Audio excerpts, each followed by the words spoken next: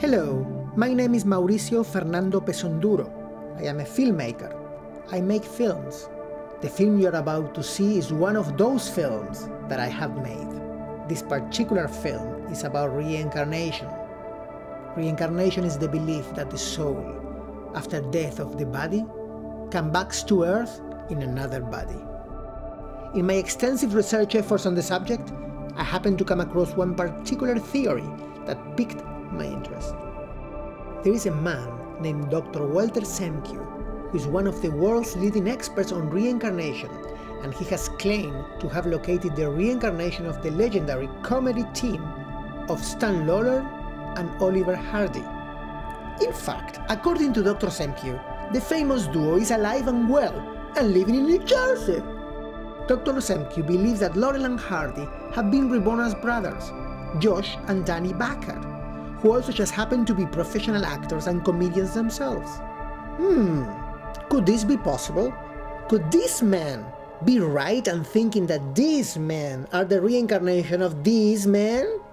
This film will examine the opposing viewpoints of all interested parties. Except, of course, Laurel and Hardy's, because they are dead. Or are they? Join me in my reincarnation exploration as I attempt to explore the unexplainable and explain the inexplorable. I hope you enjoy.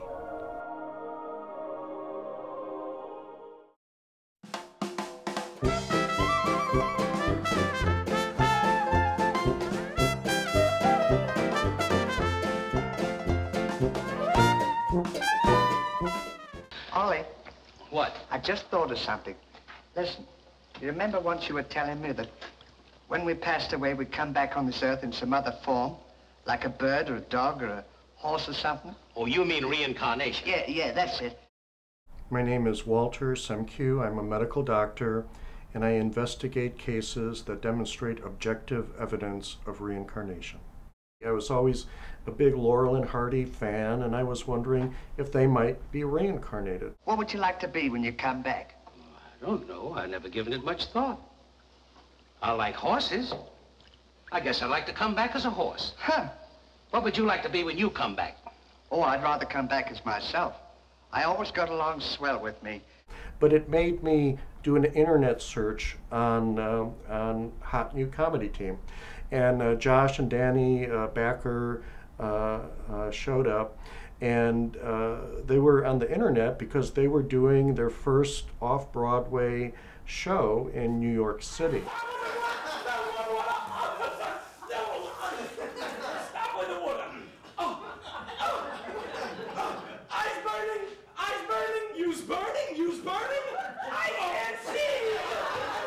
And the moment that I saw them, I just knew immediately these are the guys. This is the reincarnation of Laurel and Hardy. This is not our theory. We don't publicize this theory. As fun as we think it is, and as interesting as it is to us, and it's a very strange coincidence. I then proceeded to try to contact the Bacher Boys, and I contacted the theater that they were performing at, and I said that I'm from California and perhaps I could facilitate some connections with Hollywood, and that was of course a ruse. I get a phone call from the box office in the theater, and the woman says to me, there's a fella that's in California who has friends in Hollywood and wants to get in touch with you. Now what young actor isn't going to immediately get on the phone and call this person? I got Dannny Bacher to call me.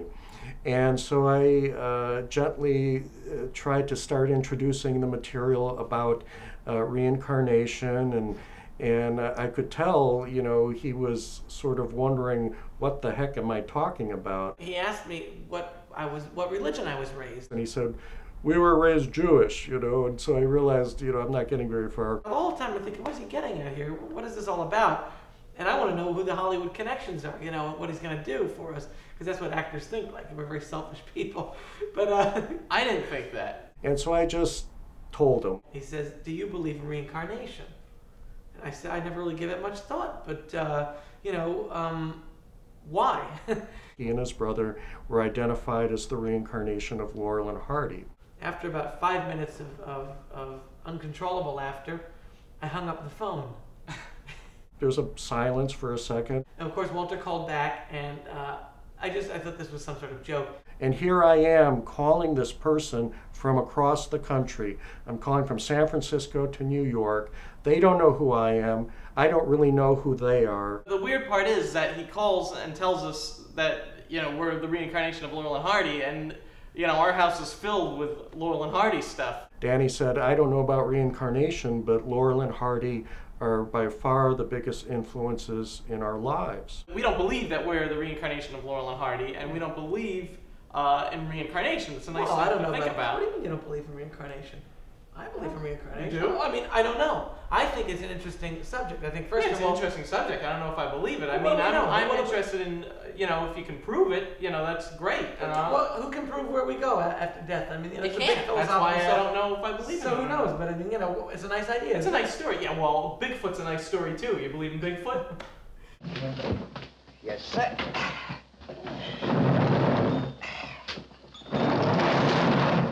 Look at this, ladies, huh? His ass is so skinny when he farts, only dogs can hear it. When I contacted them, there was nothing on their website that said anything about Laurel and Hardy. I knew virtually nothing about Josh and Dannny. Oh, one fat Jew. I heard you took a dog in from the cold. On a freezing night like this, it makes ice cubes out of piss, and it's nice to have a pet that you can hold. Oh, Mr. Chinaman. Oh, Mr. Chinaman. In time like this, what can a pharaoh do? So I warmed him on the stove and sauteed with garlic clove. That is sick to Mr. Chinaman. It tastes good to one fat Jew. People would propose cases to me, and I didn't know if the cases were true or not. And so I went through working with a series of psychics to see if anyone could make accurate past life matches. And nobody that I worked with, I felt, demonstrated that ability. It changed, though, when I met Kevin Ryerson, who is a trance medium who's worked with Shirley MacLaine for 30 years. Kevin is in 4 of her books, and in her last book, she even dedicated the book to Kevin as well as to her business manager. So they have a very close relationship. And Kevin channels a spirit guide named Atun Ray, who I found could make accurate past life matches. And the reason that I came to trust him is that he could make matches involving very obscure people who took me a great deal of time to even locate historically. And once I did locate them through research, and sometimes I even had to hire researchers in different parts of the country to try to locate these individuals, once they were found, everything matched. The facial features matched, the personalities matched, writing style matched, content of writing matched, passions matched. Aye. So, to understand more about Josh and Dannny, I decided to travel to their hometown of Wayne, New Jersey, where they are the town's favorite sons and local celebrities. Do you know Josh and Dannny? No. Who? Josh and Dannny, no, I haven't heard of that. I can't say that I know him, no. Wesh and Dannny? Josh and Dannny. Josh and Dannny? George and Dannny? Josh and Annie, I never heard of them. I don't know Josh and Dannny. Sure wish I could help you, but I have no idea. Oh, so I decided to talk to someone who knew Josh and Dannny. There are, a lot of in my opinion, a lot of very funny memories that I have of Josh and Dannny growing up, and some of them specifically have to do with them filming. Just think what we could do. They had a paper route. They did this paper route for 8 years, and they saved up their money, and the first purchase that they made with their paper route money was to buy a video camera. Oh, dear. Get out of here. One time I was having a chat with our neighbor that lived behind us, and he said, you know, when you're not home, he said, there are some very strange things going on at your house. Well, have some chicken soup. They would film and throw these dummies out of the windows. We disciplined them when it was necessary, which was frequently. Yes. The father of Josh and Dannny, who's a trial attorney, you know, he's no fool. He even came to believe that it was possible that his sons are the reincarnation of Laurel and Hardy, because ever since they were little, they literally pretended they were Laurel and Hardy. It was constant. It could have been funny, but not when it's all the time, and you gotta watch every move that they make. Janie would be in the store, and I'd be watching Josh and Dannny, and they'd be into the racks of clothing, they'd be under glass tables, they'd be playing with Christmas balls and seeing how their reflection would change when the ball would move in and out. Balls would break, trees would fall, clothing racks would come down. And my dad would grab us, of course, usher us out of the No, store everybody before like this. Hey, get out of here, you stupid. Who are you, That's mom? what you- Don't show I them. was showing them. What are you Don't gonna do? You don't have to show them. Just Why do not? that. Grab my hair. That hurt, you idiot. I didn't mean it. All right. Stop. Something that I would tell them frequently, I want my boys back. I'm tired of shopping with Laurel and Hardy. At what age Dannny and Josh started imitating Laurel and Hardy? They were very, very young. And what would they do when they imitate? Well, they would dress like them and do the facial expressions and everything.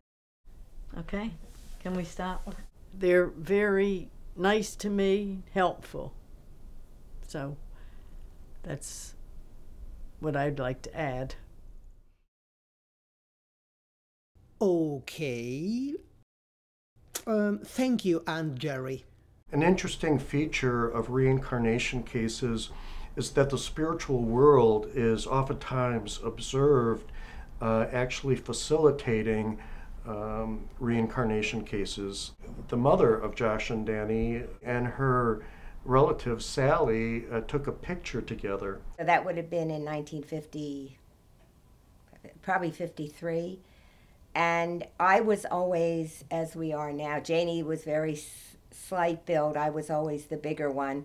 And 20, 30 years later, Sally's husband, Dieter, saw the picture and went hysterical laughing and said, oh my God, it's Laurel and Hardy. So it's possible that Dieter had a premonition about the rebirth of Laurel and Hardy in making that statement. It seems like Dieter is an important piece to this puzzle. So I decided to go find this Dieter.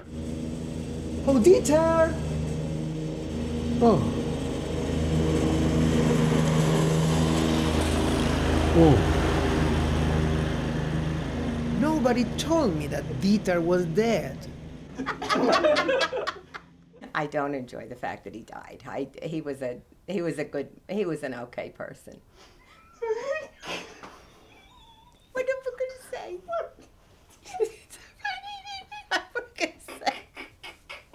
My cousin had given my mom some dolls for Josh to play with, and of course these were Laurel and Hardy dolls. Broke the bodies immediately, as he tends to break a lot of things. Mom smartly saved the heads for us to play with. They actually became my favorite toys. Yeah, we played with them for years. It turns out that Dannny is one of the most extensive collectors of Laurel and Hardy paraphernalia in the entire world. And as I am telling Dannny that he's the reincarnation of Ollie, here he is with all this Laurel and Hardy paraphernalia, and he even has Ollie's pants, original pants from way out west, in his bedroom. Danny's been collecting Laurel and Hardy stuff since he was a little kid. Up here is a set of dolls that were made of felt, and they were produced in Italy in the 1930s. This is the only known Stan Laurel to exist of the long-legged sparklers. A rare set of decanters that came out in the 1930s. This is one of Stan Laurel's personally worn bow ties. Here is a fez worn by one of the extras in Sons of the Desert. This was originally made for the film A Chump at Oxford, and this is the actual painting that Laurel and Hardy squirt with seltzer.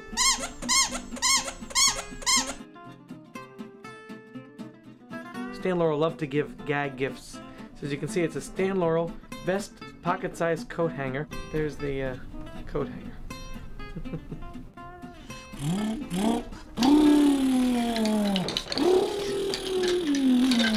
Up here is some artwork that hung in Stan Laurel's house. This is an actual binder that was Oliver Hardy's, and it's filled with script drafts of their later tours. This here is an original costume shirt that was worn by Stan Laurel in the film Bonnie Scotland. Here's an original costume suit worn by Stan Laurel in the film The Bullfighters. Here's an original costume suit that was worn by Oliver Hardy. A pair of trousers that were worn by Oliver Hardy in their great film Way Out West. Ooh.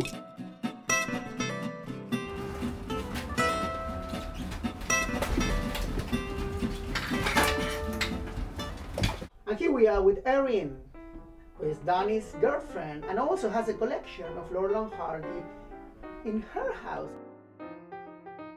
There it is.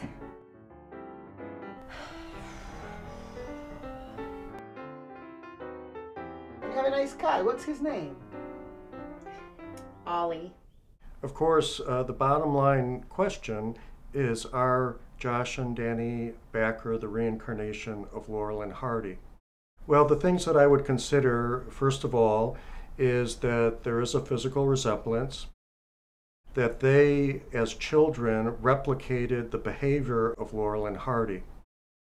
As young adults, they replicated the comedic development of Laurel and Hardy, including creating their own silent movie. How many young comedians today create their own silent movie?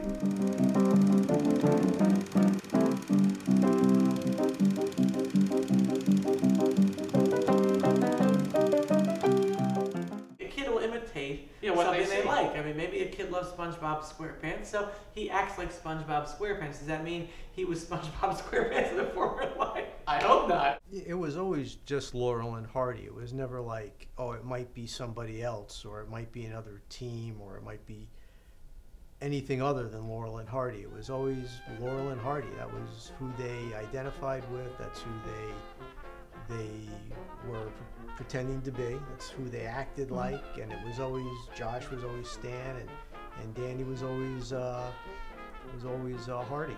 I think mostly it was the gestures, the expressions. Dannny would always be the one that would end up getting hurt through their, shenanigans. Dannny broke his toe, and Josh always managed to step on the broken toe. Sorry. Get over here! There was never any question about who they were or who they were trying to be. It was always Laurel and Hardy. I would suggest that viewers go and see Josh and Dannny perform sometime.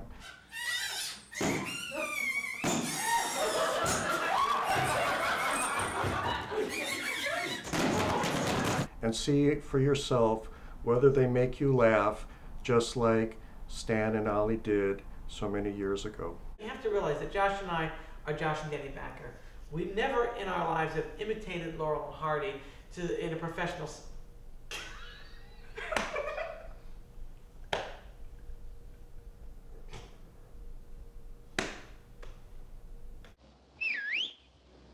Hey, Stan! Look! I'm over here! Well, here's another nice mess you've gotten me into. Ollie, is that really you? Of course it's me. Gee, I'm glad to see you.